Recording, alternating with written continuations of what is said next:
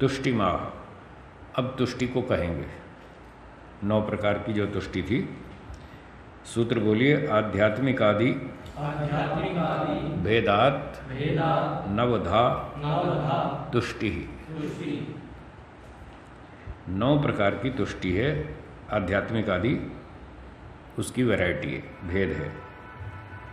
भाष्यम आध्यात्मिक आदि अवांतर भेदात नवधा तुष्टिर्भवति। आध्यात्मिक आदि आदि नाम से उसके 9 प्रकार हैं, 9 प्रकार की तुष्टि होती है। तुष्टि का अर्थ बताया था मिथ्या संतोष कर लेना, झूठा संतोष कर लेना। थोड़ी सी प्रगति कर ली और खुश हो गए, बस बस बस बहुत कर लिया, अब आगे क्या करेंगे, इतना बहुत है। ये तुष्टि दोष है, तो इसको दोष कहा है। इसके कारण आगे की प्रगति रुक जाती है, इसलिए इसको अशक्ति में गिना। तो ये 9 प्रकार की तुष्टि है।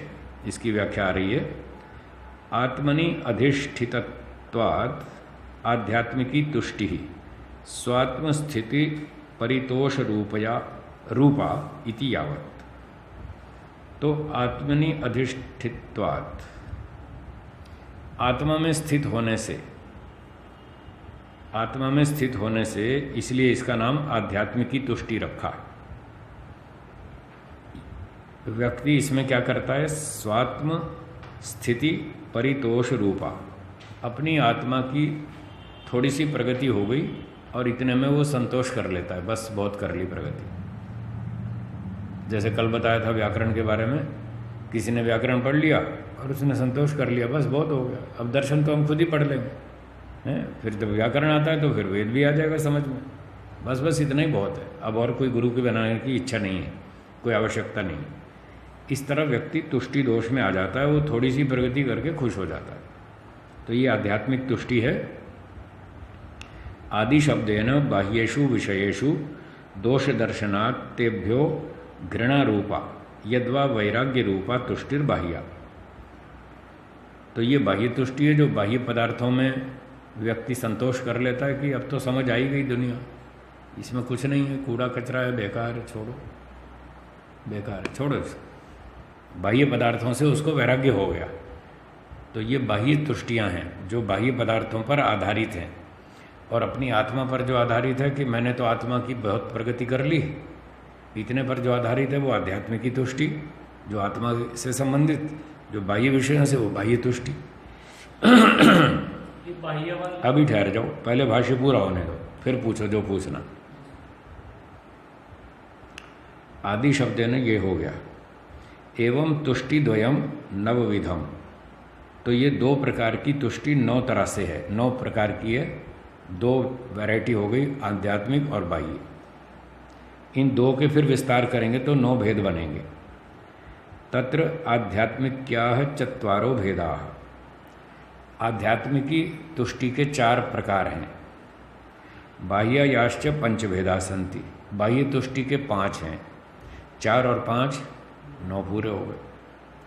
आध्यात्मिक्यः तुष्टयः, जो आध्यात्मिकी तुष्टियां हैं वो ये हैं। प्रकृति उपादान काल भागाख्याः क्रमशो अंभः सलिल सलिलम ओघो वृष्टि इति अवांतर नामतश्च प्रसिद्धाः। तो जो आध्यात्मिक तुष्टियां हैं वो हैं प्रकृति, उपादान, काल और भाग, ये 4 नाम हैं उनके। फिर से सुनिए, प्रकृति, उपादान, काल और भाग, ये 4 आध्यात्मिक तुष्टियां हैं इन नामों से। और इन्हीं के दूसरे नाम हैं अंभः। ये प्रकृति सिद्धि का दूसरा नाम है अंभः, क्रम से जोड़ते जाइए। सलिलम, ये उपादान का दूसरा नाम है सलिलम। काल, इसका दूसरा नाम है ओघः। और भाग, इसका दूसरा नाम है वृष्टि। इति अवांतर नामतश्च प्रसिद्धा, ये दूसरे नामों से भी प्रसिद्ध हैं। तो ये 4 आध्यात्मिक तुष्टियाँ हो गई। तासु, इनमें प्रकृति ही परिणामिनी, न अहम परिणामी, किंतु अहम नित्य शुद्ध बुद्ध मुक्त स्वभावो, न मया तत्परिणाम तापः स्वस्मिन् खलु आरोपणीयो। न अन्यो विवेक दर्शन प्रयासो विधेय इति प्रकृति विषया अम्भो नाम तुष्टि। ये अम्भ नाम की तुष्टि है। व्यक्ति को ये समझ में आ गया, क्या समझ में आ गया कि प्रकृति तो परिणाम वाली है, इसमें परिणाम होते हैं, गलना सड़ना कटना जुड़ना घटना बढ़ना। न अहम परिणामी, मैं आत्मा हूँ, मुझ में तो कुछ होता नहीं, मैं निरवयव हूँ, मुझ में अवयव है नहीं, कोई गलना सड़ना होता नहीं। आत्मा तो शुद्ध बुद्ध नित्य है, नित्य शुद्ध बुद्ध मुक्त स्वभाव, मैं तो ऐसे शुद्ध स्वरूप वाला हूँ। न मया तत्परिणाम तापः स्वस्मिन् खलु आरोपणीय। तो सेब केले में जो गलना सड़ना होता है, टूटना फटना गलना आदि आदि होता है, ये सारे परिणाम मुझे अपने ऊपर आरोपित करने की कोई आवश्यकता नहीं है। मकान टूट गया तो मैं नहीं टूटा, मैं तो ठीक ठाक हूँ। एक बार दिल्ली में बाढ़ आई थी ज़ोरदार, बहुत साल पहले की बात है। तो वहाँ जिस एरिया में बाढ़ आई 10-10 फीट पानी भर गया। अब वहाँ एक चने का गोदाम था, और चना आप जानते हैं पानी से फूलता है, तो पूरा गोदाम भरा पड़ा था, चने की बोरियां। बाढ़ आई और पानी से फिर वो चना फूला, ऐसा फूला उसकी कोठी फट गई है, वो लेंटर वेंटर फट गया, वो गिर पड़ी, सारी बेकार हो गई, चना भी गया और मकान भी गया। तो उसको सेठ को पता लगा कि मेरा तो चने का गोदाम बेकार हो गया, मकान भी गिर गया। बेचारे को अटैक आ गया, कहते हाय मैं मर गया, हाय मैं लुट गया। अब उसने वो जो परिणाम हुआ था कोठी में और चने में, उसको अपनी आत्मा पे आरोपित कर लिया। तो संपत्ति के नाश को आत्मा का नाश मान लिया, बस हो गया उसका शांति पाठ। तो इस तरह से ये तो अविद्या वाला था, उसका शांति पाठ हो गया। पर जिसको तत्व ज्ञान हो गया, समझ में आ गया कि भाई मैं तो आत्मा हूँ, मेरा कुछ तो बिगड़ता नहीं, ये मकान गिरा तो गिरा, चना फूटा तो फूटा, मेरा क्या फूट गया, मैं तो ठीक ठाक हूँ। अच्छी बात है, उसको इतनी प्रगति हुई, इतनी बात समझ में आई। पर इतनी समझ करके वो क्या कहता है, न अन्यो विवेक दर्शन प्रयासो विधेय। बस अब तो बहुत सीख लिया, अब तो समझ लिया, मैं तो आत्मा हूँ, मेरा कुछ बिगड़ता नहीं, अब मुझे और आगे सीखने की क्या ज़रूरत है। अब और विवेक प्राप्ति के लिए कोई आवश्यकता नहीं है प्रयास करने की। इस प्रकार से प्रकृति विषया अम्भो नाम तुष्टि, ये अम्भ नामक तुष्टि है। ठीक है जी।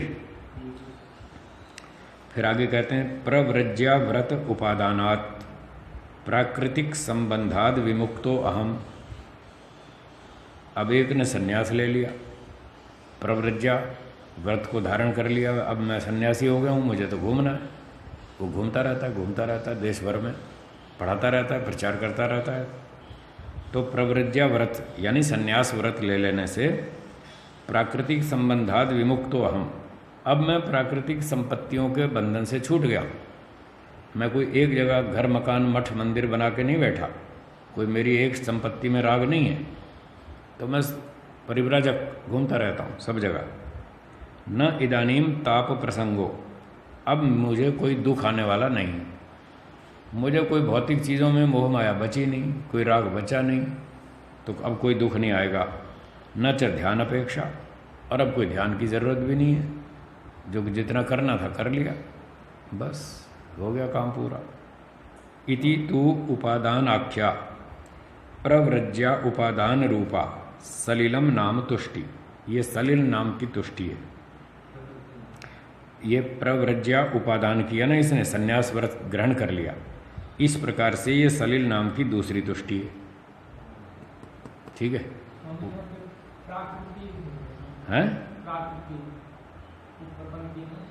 प्राकृतिक संबंधाद विमुक्त, ठीक है ना, प्राकृतिक संबंध से इसमें क्या दिक्कत है आपको बताओ। प्राकृतिक जो जब तद्धित प्रत्यय करेंगे तो प्राकृतिक होगा ना, आदि स्वर में वृद्धि होगी, वो ठीक है, तद्धित प्रत्यय है ना, इसलिए ठीक है। ये हो गई सलिलम नाम तुष्टि। तीसरी, ध्यानम बहुकालम अनुष्ठितम मया अतो भविष्यति एव ब्रह्म साक्षात्कारो अलम अग्रे ध्यानाभ्यासेन इति कालाख्या खलु ओघः ध्यान संग्रह नाम तुष्टि। एक व्यक्ति ने सोचा भाई 20 साल तो हो गए ध्यान करते करते, बहुत कर लिया, अब तो ब्रह्म साक्षात्कार अपने आप हो ही जाएगा, अब क्या ज़रूरत है, बंद कर। उसने ध्यान ही छोड़ दिया, यहीं अटक गया वो। ठीक है ना? हाँ, तो ब्रह्म साक्षात्कार आगे हो ही जाएगा, मैंने 20 साल तो कर ही लिया है, अब और ध्यान करने की आवश्यकता नहीं है। ये काल नामक ओघ सिद्धि है, जिसका दूसरा नाम ध्यान संग्रह, इस नाम की ये तुष्टि है। ठीक है, और आगे चलते हैं। स्वतो भाग्यात् साक्षात्कारो भविष्यति, अस्मि अहम भाग्यवान, लब्ध समाधि प्रज्ञो अहमिति, भाग्य आख्या वृष्टि तुष्टि। ये चौथी तुष्टि है कि मैं तो बड़ा भाग्यशाली हूँ, हैं? मैं तो पिछले जन्म के भी संस्कार बहुत अच्छे थे, बचपन से भी बहुत अच्छे थे, माता पिता ने भी बहुत बढ़िया सिखाया, तो मेरा तो ब्रह्म साक्षात्कार हो ही जाएगा, मैं तो वैसे ही भाग्यशाली हूँ, फिर मुझे और मेहनत करने की क्या ज़रूरत है। इस प्रकार से लब्ध समाधि प्रज्ञो अहमिति, और मैं तो भाग्य से ही अपनी समाधि प्राप्त कर ही लूँगा। इस प्रकार से भाग्य भरोसे बैठकर मेहनत छोड़ देना, ये भाग्य नामक वृष्टि नामक तुष्टि है। ठीक है जी।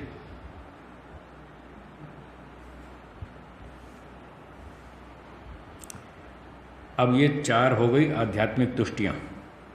अब बाह्य तुष्टियाँ बताते हैं। बाह्यास्तुष्टयस्तु बाह्य विषय उपरमाद भवंती। बाह्य तुष्टियाँ बाह्य विषयों के रोक देने से हो जाती हैं। बाह्य विषयों को कैसे रोक दिया, आगे बताते हैं। विषयाणाम अर्जन रक्षण क्षय संग हिंसा दोष दर्शनाद भवंती। जो 5 दोष बताए थे अपरिग्रह की व्याख्या में, कि विषयों का मात्रा से अधिक संग्रह नहीं करना, अर्जन कमाने में दुख, रक्षण रक्षा में झंझट, और अर्जन रक्षण क्षय चोरी हो गई, नष्ट हो गया, टूट फूट गया तो भी परेशानी, और संग खा पी के आदत पड़ गई स्वाद लेने की तो संस्कार दोष बन जाएगा, फिर वो परेशान करेगा जब नहीं मिलेगी वस्तु। और हिंसा दोष देखा भाई, अन्याय करना पड़ेगा, दूसरों का शोषण करना पड़ेगा, तब जाके कुछ संपत्ति हाथ में आएगी। इस प्रकार से विषयों के 5 दोष देख करके व्यक्ति ने वो सारे काम बंद कर दिए। अर्जन रक्षण आदि दोष देख करके आवश्यकता से अधिक वस्तुओं का संग्रह नहीं किया, छोड़ दिया, तो ये उसको अच्छी उपलब्धि हुई। और इस उपलब्धि से वो यहीं पर बैठ गया कि बस ठीक है, अब तो हमने कर लिया जो करना था, खत्म, आगे कोई ज़रूरत नहीं है परिश्रम करने की। इस प्रकार से ये बाह्य तुष्टियाँ उत्पन्न होती हैं।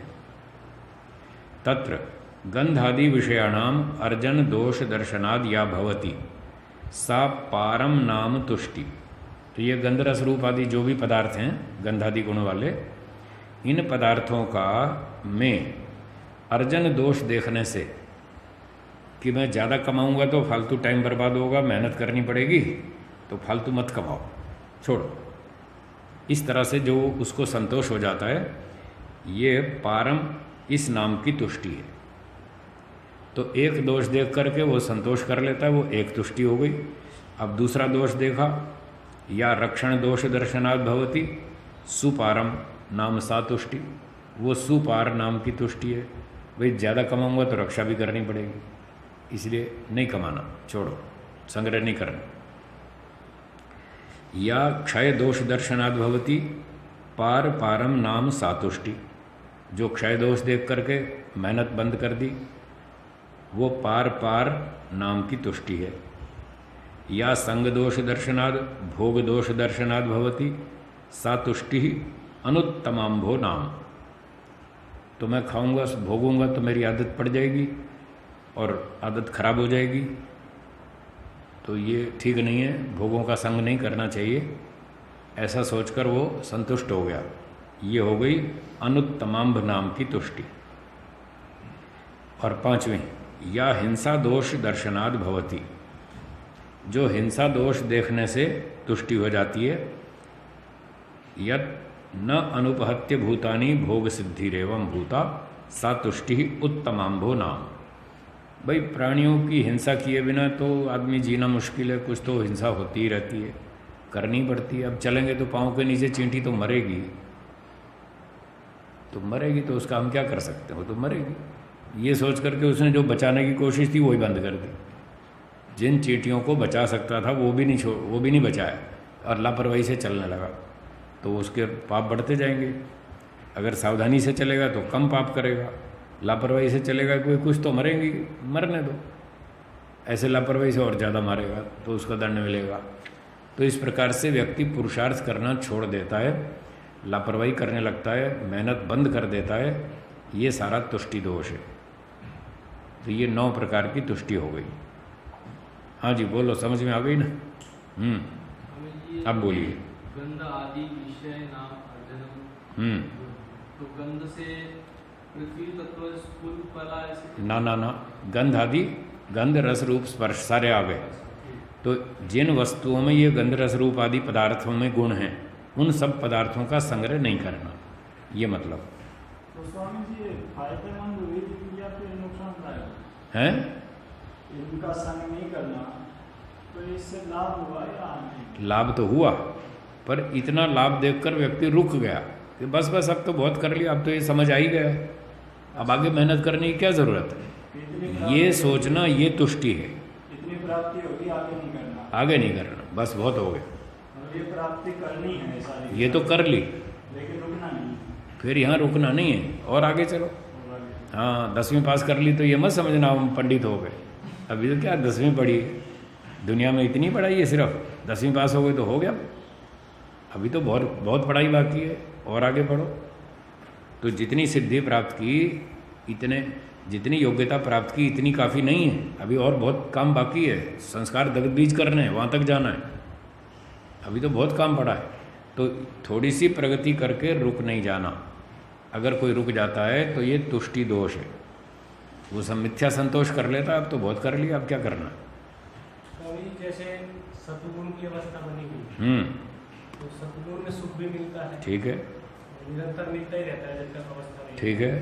तो उसमें ऐसे लगने लगता है जैसे मेरी समाधि लग गई, ठीक है, ईश्वर का साक्षात्कार। चलो, जबकि ना तो समाधि लगी ना ईश्वर का साक्षात्कार, ठीक है। तो ऐसा समझ ले रहे हैं कि लग गई है, तो ये तुष्टि दोष के अंदर ना, ये तुष्टि नहीं है, ये तो भ्रांति है, भ्रांति दर्शनम। ये तो भ्रांति दर्शनम बाधक है। अभी तो समाधि लगी कहाँ?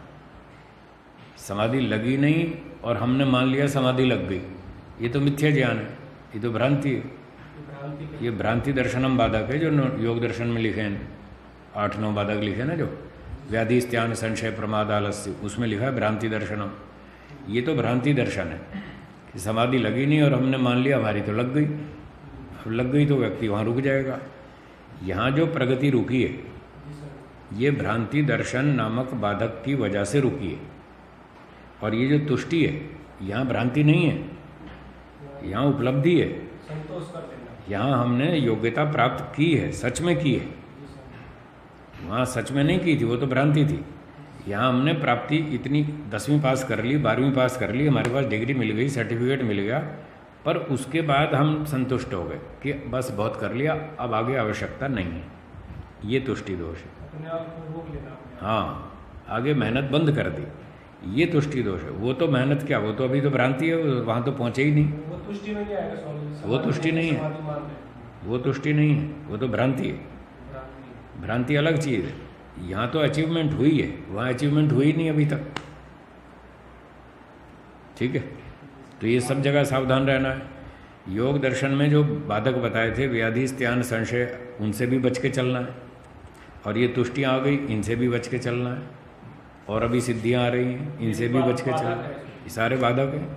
अशक्ति बताया ना, 28 प्रकार की अशक्ति है, ये सब हमारी स्पीड को ब्रेक लगा देगी, सब बाधक है।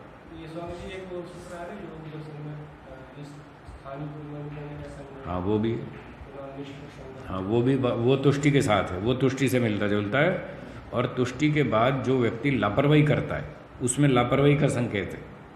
तुष्टि भी है, ऊपर से लापरवाही। हाँ, वहाँ पर अचीवमेंट हुई है, समाधि प्राप्त हो गई है, और उसके बाद उसको आ गया अभिमान, स्मय, जो सूत्र में स्मय, स्मय का अर्थ है अभिमान।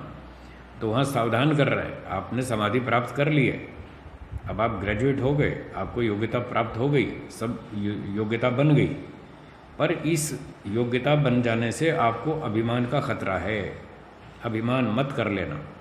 अगर अभिमान किया तो पुनरनिष्ट प्रसंगात, फिर बैक टू दी पेविलियन, फिर वापस वहीं पहुंच जाओगे जहाँ से चले थे। तो अभिमान नहीं करना और संग नहीं करना। संग का मतलब भोगों में आसक्ति, वापस फिर राग द्वेष में फंस जाओगे। अगर फिर भोग विलास में पड़ गए, सांसारिक भोगों में, फिर सत्यानाश हो जाएगा। वो उस बात का संकेत है।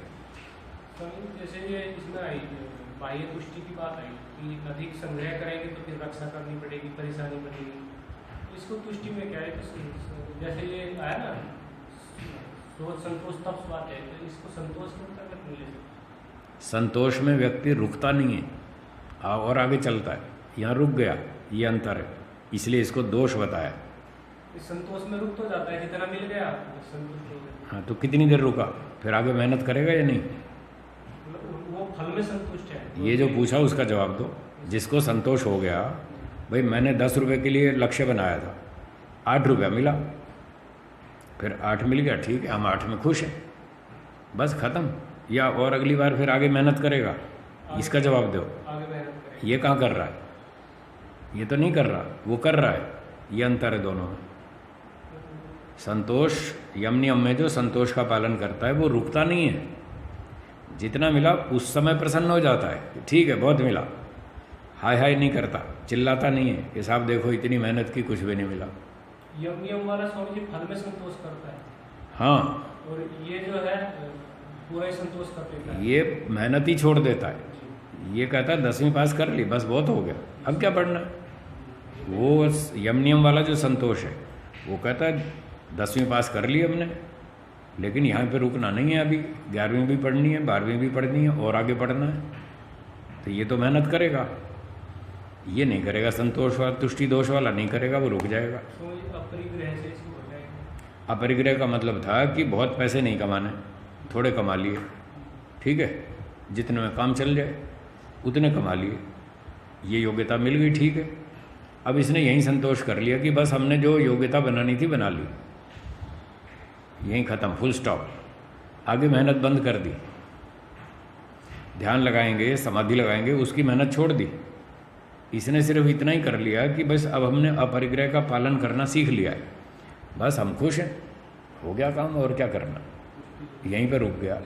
बाह्य तुष्टि, ये बाह्य तुष्टि की बात कर रहा हूँ।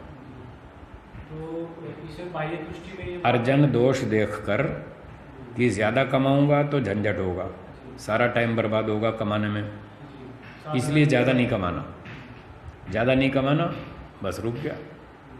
इधर तो ठीक है, एक तो उपलब्धि हो गई कि ज़्यादा नहीं कमाना। फिर जो नहीं कमा रहे तो टाइम का जो आपके पास बचत हो रही है, उस टाइम का क्या करना, ध्यान में लगाओ, पढ़ाई में लगाओ, सेवा में लगाओ, परोपकार में लगाओ, उस काम का कहीं सदुपयोग करो। वो करता नहीं,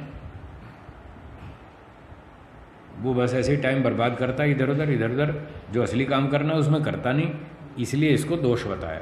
ये बाह्य तुष्टि के अंतर्गत आ जाएगा। हाँ, क्योंकि उसने ध्यान और ये सब नहीं किया। हाँ, और अपरिग्रह वाला वहाँ से रोकता है तो ध्यान और ये सब करता है। वो जो असली वाला योगाभ्यासी है वो ये सब करने के बाद जो टाइम बचेगा वो पढ़ाई में लगाएगा, ध्यान में लगाएगा, पढ़ाने में लगाएगा, प्रचार में लगाएगा, चिंतन में लगाएगा, अध्यात्म में लगाएगा, वो समय का सदुपयोग करेगा। ये नहीं करेगा, इसलिए इसको दोष बताया। तो ये बाह्य वाला सारे 5 दोष देख करके सब 5 लोग रुक जाएंगे।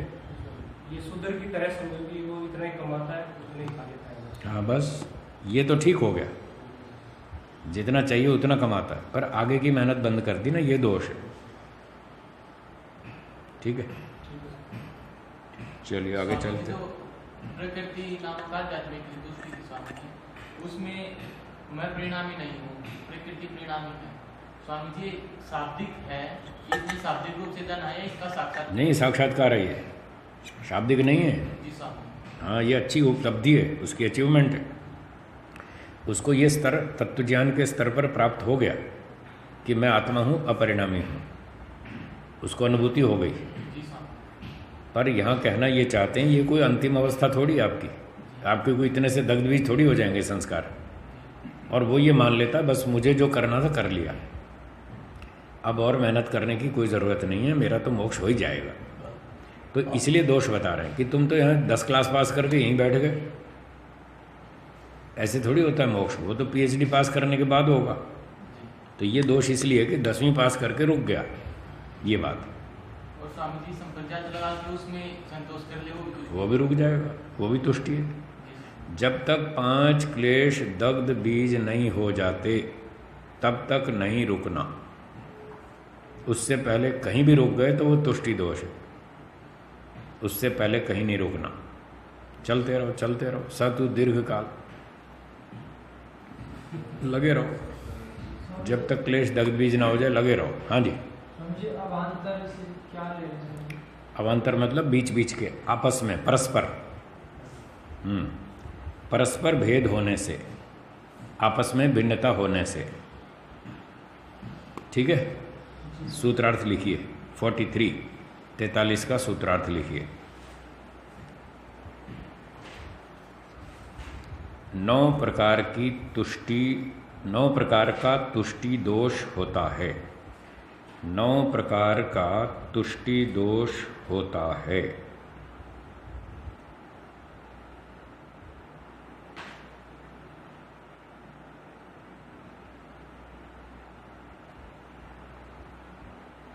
नौ प्रकार का तुष्टि दोष होता है, जिसमें 4 प्रकार की तुष्टि, जिसमें 4 प्रकार की तुष्टि आत्मा से संबंधित है। 4 प्रकार की तुष्टि आत्मा से संबंधित है और 5 प्रकार की तुष्टि बाह्य पदार्थों से संबंधित है। बाह्य पदार्थ भौतिक पदार्थ, बाह्य पदार्थ या भौतिक पदार्थों से संबंधित है। जो जीवन मुक्त हो गया है, तो उसको कोई कार्य रहता है कि नहीं वर्तमान? उसको रहता है, प्रचार करने का काम है। सेवा करो, प्रचार करो, अपने स्वास्थ्य का ध्यान रखो, अपनी दिनचर्या करो, ईश्वर उपासना करो, काम तो है उसके पास भी। छुटकारा नहीं, जब तक सांस लोगे तब तक छुटकारा नहीं है। काम तो करना पड़ेगा। मुफ्त में ना खाना चाहिए ना खिलाना चाहिए, ईश्वर का नियम है। कुर्वन्ने वेह कर्माणि जिजी विशेष छतंग समाह। कर्म करते हुए 100 साल तक जीने की इच्छा करो, आलसी निकम्मे मत बनो। काम करो, अपने लिए करो, दूसरों के लिए करो, काम करो, फिर खाने की सोचो, मुफ्त में मत खाओ। ये कोई भी प्राणी मुफ्त में नहीं खाता, सब मेहनत करते हैं। चींटियों को देखो, रात को 2 बजे भी उनका ट्रैफिक चालू रहता है। मैंने कभी चींटी को आराम करते देखा ही नहीं आज तक। आपने देखा? चींटी कभी यूँ चलते चलते थोड़ा रेस्ट मार लूँ भाई, मैंने तो देखा नहीं कभी आज तक। वो चलती ही रहती है। हाँ, अपने बिल में भले ही जाके सो जाती हो या कुछ करती हो, पता नहीं उसका, पर फर्श पे सड़क पे उसको कभी आराम करते नहीं देखा। वो चलती रहती है। जब चींटी जैसा इतना छोटा प्राणी भी मेहनत करता है, फिर आदमी इतना लंबा चौड़ा होकर गए मैं तो आराम करूँगा। ये तो ठीक नहीं है। जैसे हमने खीरी का खाया, मनुष्य केवल लेकर के क्या किया?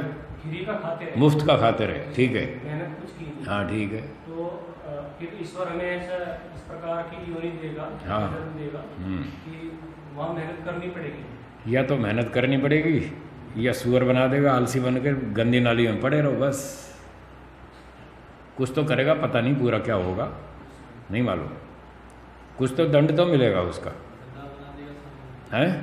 गधा बना देगा। या तो गधा बना देगा कि तुमने पहले मेहनत नहीं की, अब करो। पहले मुफ्त का माल खाया, अब चुकता करो, करो मजदूरी। या तो ऐसा बना देगा, हैं? गधा बनाएगा, घोड़ा बनाएगा, बैल बनाएगा, फिर मजदूरी करनी पड़ेगी। जितना माल खाया मुफ्त का सारा चुकाना पड़ेगा। क्षतिपूर्ति हाँ, वो मतलब दंड मिलेगा ना उसको। पहले जितना मुफ्त का माल खाया, अब उतनी मजदूरी करो। मनुष्य बन के नहीं की तो घोड़े गधे बन के करो, कहीं तो वो वसूल कर लेगा, छोड़ेगा थोड़ी। फ्री में नहीं फ्री में नहीं मिलता है। कर्म करो, फ्री में कुछ नहीं मिलता है। हाँ ठीक है जी।